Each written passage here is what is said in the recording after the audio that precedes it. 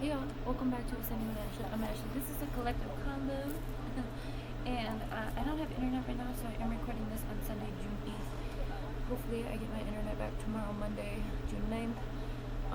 So that's when I will post it when I get the internet back. Okay, I want to talk about localization and globalization in regards to resistance.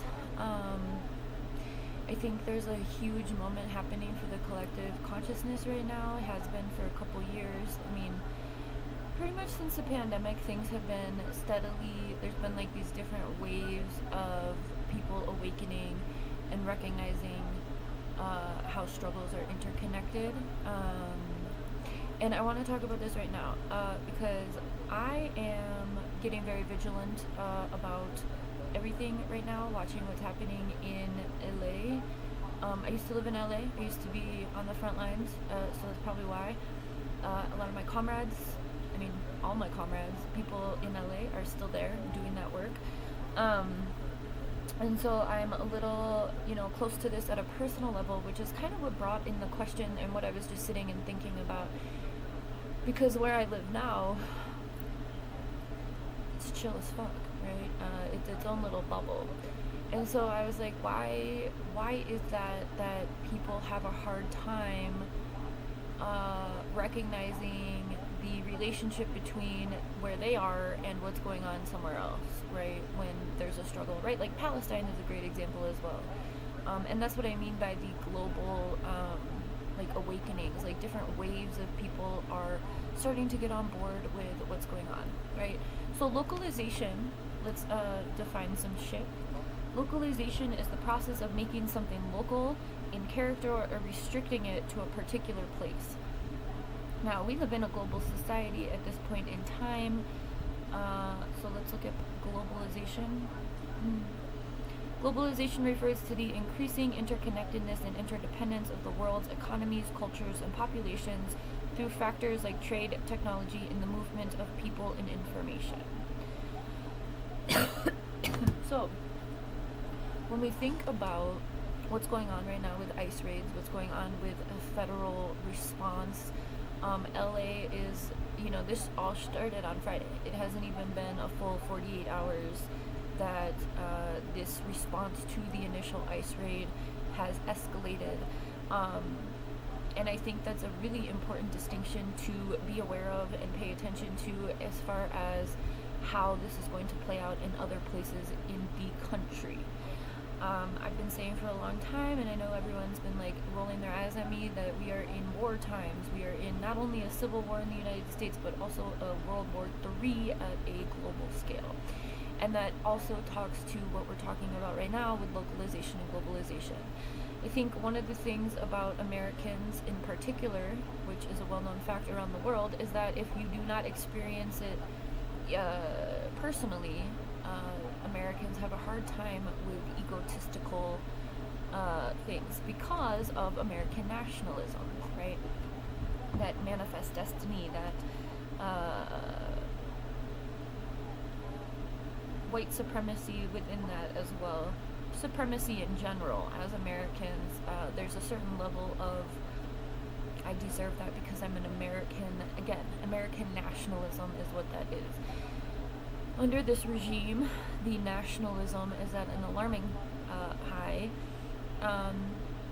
and there's only two sides. There's the side of the people and there's the side of the state. The state being defined as government entities at all levels, right? So your town cops all the way up to the federal government or National Guard situations. I'm seeing a lot of people talking about LA. I'm seeing a lot of Angelinos talking about LA, giving lessons in culture, talking about how Los Angeles is a part of Mexico before the borders were drawn, obviously, with the name Los Angeles. I talked about this yesterday. I recorded a video. Was it a collective coffee? I think it was. I don't know. They're all sitting here on my computer. I'm going to upload them all tomorrow when I get my internet back. But anyway, making the acknowledgement that, colonialism, colonization, the making and naming of different borders, right? So you can slap a name on stuff. A good example of this is the Gulf of Mexico, that Trump was really excited to turn into the Gulf of America. And then he did this silent war with the Panama Canal. Now I've talked about this in a lot of our conversations or collective coffees about how we think about the world and what the goal is of these entities like Israel, the United States, NATO, the colonizers of the world, and the way that they are controlling mobility, right? And we just talked about that. Oh,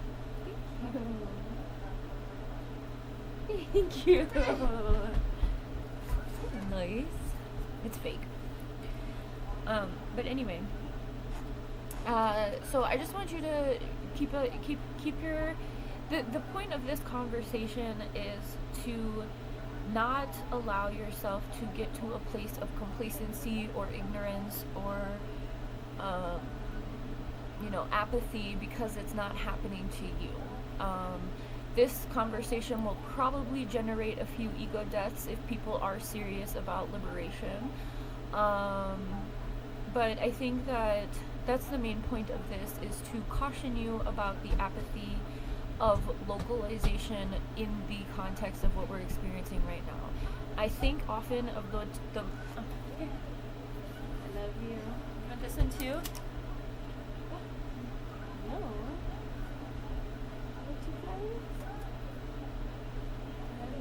Oh, thank you.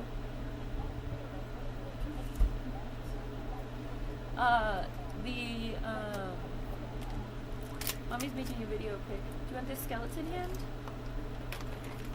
Pick a hand, any hand.